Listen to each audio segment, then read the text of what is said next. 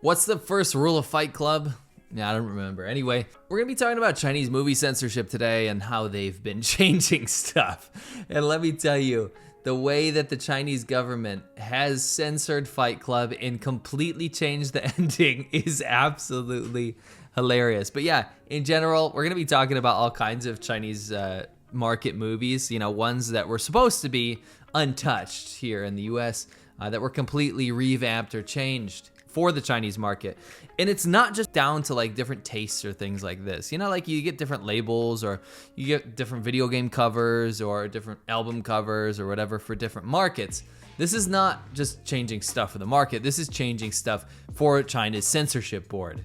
So the fact that Fight Club even came out, like re-released in China at all, is actually kind of surprising, you know, just due to the fact that China is unbelievably heavy-handed in censorship of movies, and they really only allow a certain amount into market every single year. But basically what happens, and again, there's gonna be spoilers here, so if you're angry because I'm about to spoil some movies that you probably should have already seen, this is your warning. But basically at the end, you know, the character Tyler Durden, he successfully detonates his anarchy cell's Project Mayhem, and he bombs the Los Angeles skyline. And that scene where kind of anarchy wins, or like I'm not gonna say bad guy wins, just the lawless people win, was swapped out for a graphic. They didn't even use anything other than a graphic, just a black graphic that indicates that authorities saved the day in the nick of time. I mean, this is just hilarious. It says, through the clue provided by Tyler, the police rapidly figured out the whole plan and arrested all criminals, successfully preventing the bomb from exploding. After the trial, Tyler was sent to the lunatic asylum, receiving psychological treatment. He was discharged from the hospital in 2012. There's so many parallels to this and like the Uyghur genocide and the way that the Chinese authorities kind of deal with anyone that's out of the ordinary. I mean, this is not even extreme examples like this anarchy and explosions, all this stuff. China in general is super heavy-handed about the way it deals with any sort of dissent, and you can see that here. The only way that this movie would be allowed in China is if something like this were to happen at the end, where, in fact, the heavy-handed authorities, the authoritarian authorities, are the ones that win and beat all the crazy, you know, lawless bad guys. But again, this is not like the first time this has happened. In the movie Bohemian Rhapsody, it was a pretty good movie with covering Freddie Mercury from Queen. Everyone knows he's gay, right? But discussing his sexuality in China, despite what the government keeps saying that they've decriminalized homosexuality, or they took it off the list of mental illnesses, they still treat it like a plague of society. I mean, I have family members in China that legitimately think that only gay people exist in the West, and the only reason that there are any gay people in China is because Americans poison them through media. With Bohemian Rhapsody, they actually took out the scenes that depicted the fact that Freddie Mercury was in fact gay. That was just not supposed to be part of the movie. So cut a lot of scenes out of that one. There was that X-Men movie that of course is gonna make it to market in China because China loves superhero movies and X-Men and all that kind of stuff, Marvel stuff, DC stuff.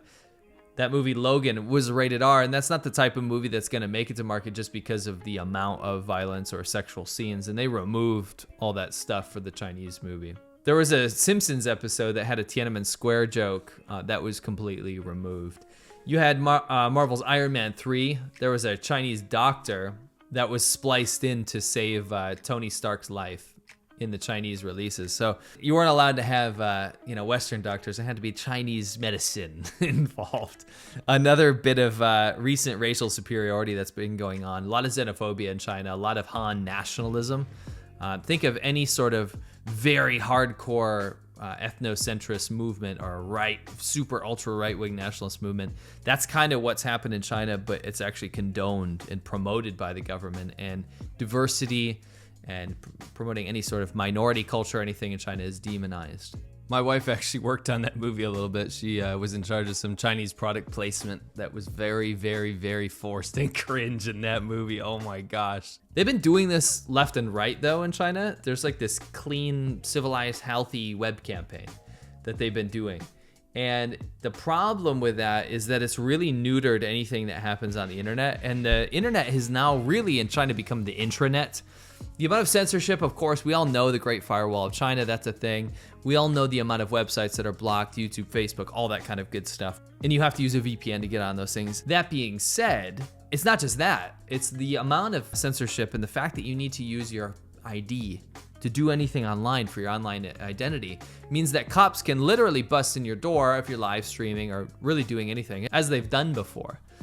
It's really a dystopian state, and I don't know why anyone would support such a regime, but I guess they have some sort of control kink or something like that. But anyway, there's been other examples as well that have completely changed. Like, for example, Red Dawn was that movie about the Soviet Union invading the USA, and the reboot of that was supposed to be China.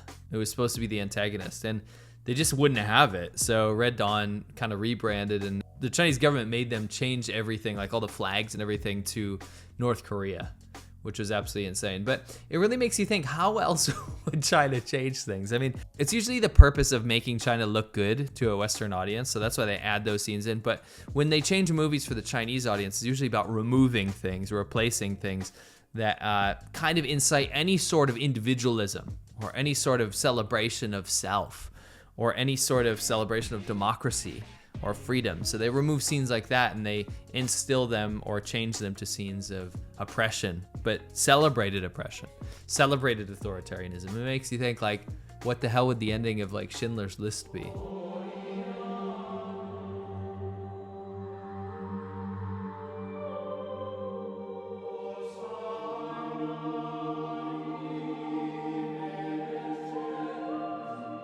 Before you think that's absolutely insane, you would not believe the amount of people I spoke to in China that think Hitler was awesome.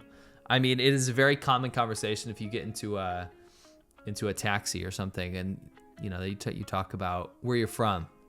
If Germany ever comes up in the conversation, more often than not, the taxi driver will say like, "Oh, Germany, Hitler was a great man. He was very strong, great leader." And that is a sentiment you'll actually hear throughout China. It's bizarre. The parallels to Hitler's Germany and current Communist Party of China run China. You might not think so because it's a communist country, but there's a lot more in common with modern day China to fascism than there really is to communism. What would happen in Star Wars? I mean, I'm pretty sure that would just be the Empire winning. Let's be totally honest.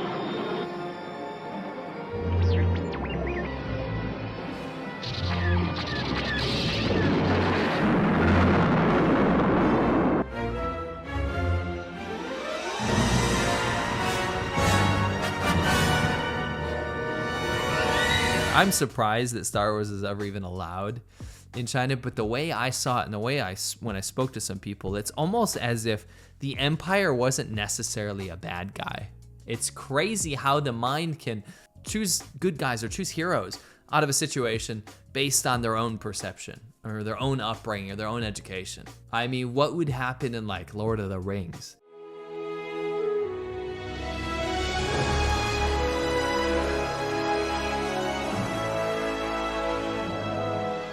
I feel like if like E.T. had a reboot in China, it would be like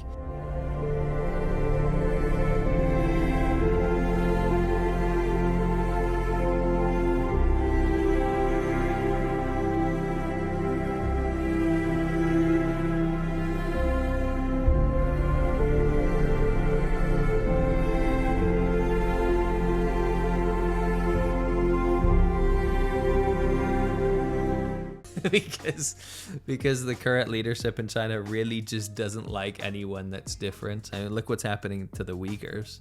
If you don't know, you definitely should Google it. There's a modern day genocide happening in China. Either way, I mean, this kind of thing, this changing of the script, I actually feel like is getting less and less.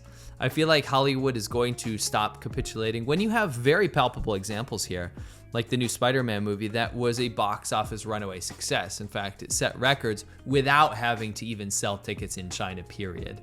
When Hollywood finally has the proof in the pudding that they don't need to capitulate to the Chinese market, it kind of makes sense to stop sucking up to an authoritarian dictatorship.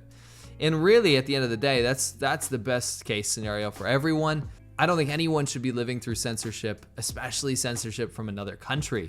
Americans or anybody's entertainment should not be dictated by an authoritarian country that currently is genociding their own minorities. That's just simple. And it's your job to make companies and corporations and things know this.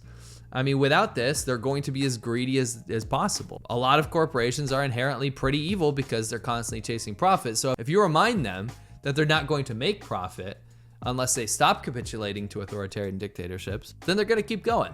Been getting demonetized a lot these days, just the nature of my content. It's controversial, whatever. YouTube's very sensitive about this kind of stuff, or at least advertisers are. So I appreciate the people that support me on patreon.com/Laowinner86. I talk to you guys Monday through Friday, every single weekday. I sit down with my coffee and I read through my messages and I talk to you guys. It's awesome. You guys support me there. I put behind the scenes stuff. I talk about personal stuff. All kinds of stuff that doesn't make it on YouTube, that goes on there. So appreciate the support. I appreciate you guys joining me over there, and I'll catch you on the next one.